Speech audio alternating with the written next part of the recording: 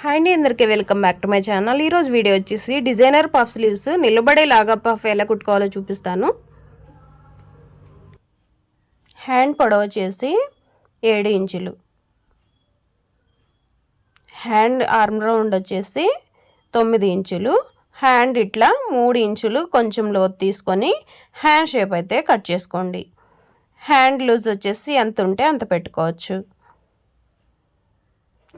ఈ విధంగా కట్ చేసుకున్న తర్వాత, ఇది లైనింగ్ అండి, మెయిన్ ఫ్యాబ్రిక్ కాదు.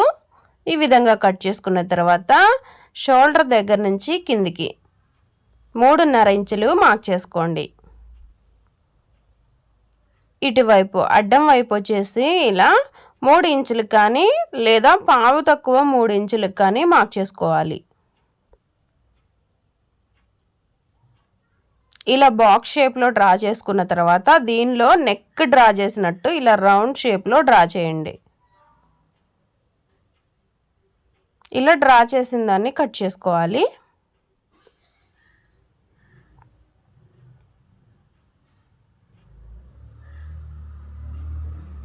ఇది పడేయద్దండి, ఇది ఉంచండి.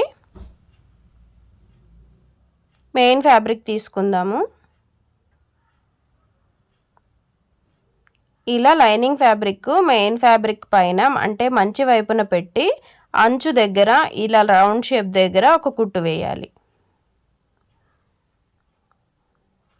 ఓన్లీ అంచు దగ్గర, ఓన్లీ రౌండ్ షేప్ దగ్గర 2 ప్లేస్లోనే కుట్టు వేయండి.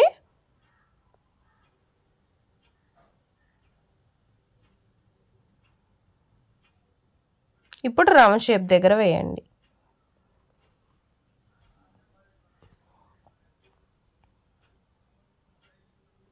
ఇప్పుడు దీన్ని మధ్యలో రౌండ్ షేప్ ఉంది కదా, మెయిన్ ఫ్యాబ్రిక్ కట్ చేసుకుందాము.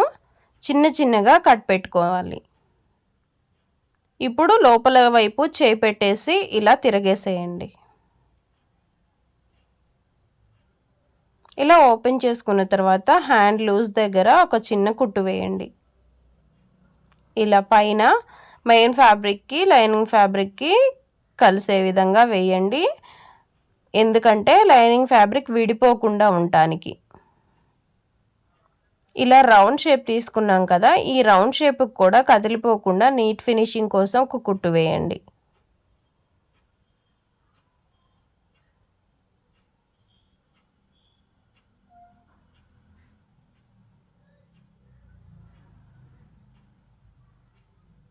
ఇప్పుడు హ్యాండ్ లైనింగ్ వైపు ఇటు సైడు అటు సైడు మొత్తం లైనింగ్ ఫ్యాబ్రిక్ కదిలిపోకుండా ఒక కుట్టు వేసి ఎక్స్ట్రా అనేది కట్ చేయండి.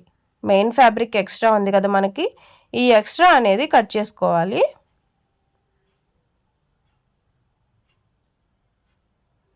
ఇప్పటి వరకు 50% హ్యాండ్ అయితే రెడీ అయిపోయిందండి మనకి.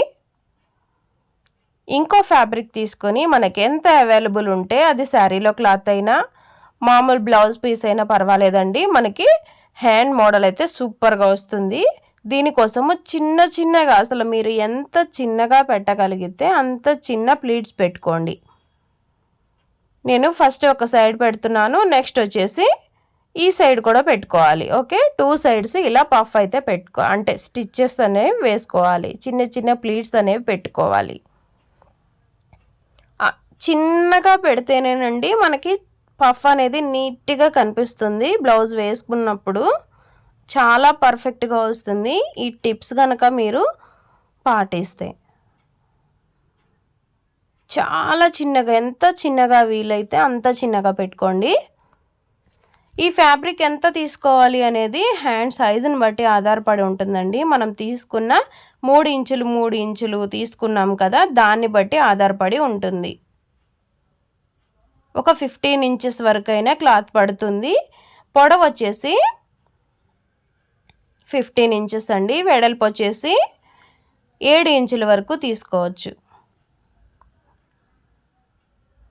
ఇప్పుడు ఆల్రెడీ రెడీ చేసుకున్న దాన్ని ఇలా నిలువు ప్లీట్స్ వచ్చే విధంగా పెట్టుకోండి. అడ్డం వద్దండి, నిలువు.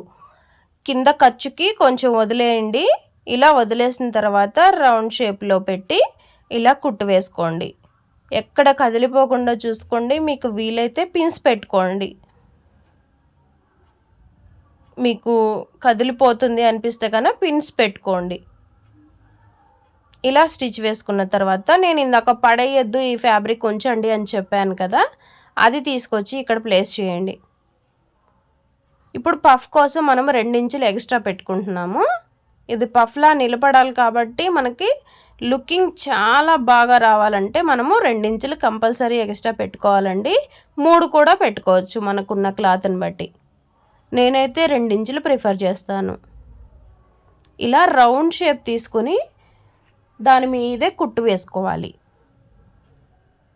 ఇప్పుడు వచ్చేసి ఒక 1/2 ఇంచు వదులుకొని మొత్తం కట్ చేద్దాం ఎక్స్ట్రా ఉన్నది. ఇప్పుడు చూడండి, దీన్ని మధ్యలోకి ఫోల్డ్ చేసి ఇక్కడ షోల్డర్ దగ్గర జాయింటింగ్ అని ఒక మార్క్ పెట్టుకొని వదిలేయటమేనండి. హ్యాండ్ అయితే చాలా సూపర్గా ఉంటుందండి. ట్రై చేసి నాకు ఎలా ఉందో కామెంట్ సెక్షన్లో చెప్పండి. వీడియో నచ్చితే ప్లీజ్ ఒక్క లైక్ చేయండి, షేర్ చేయండి, సబ్స్క్రైబ్ చేసుకోండి ఛానల్ని కొత్తగా ఎవరైనా చూస్తుంటే.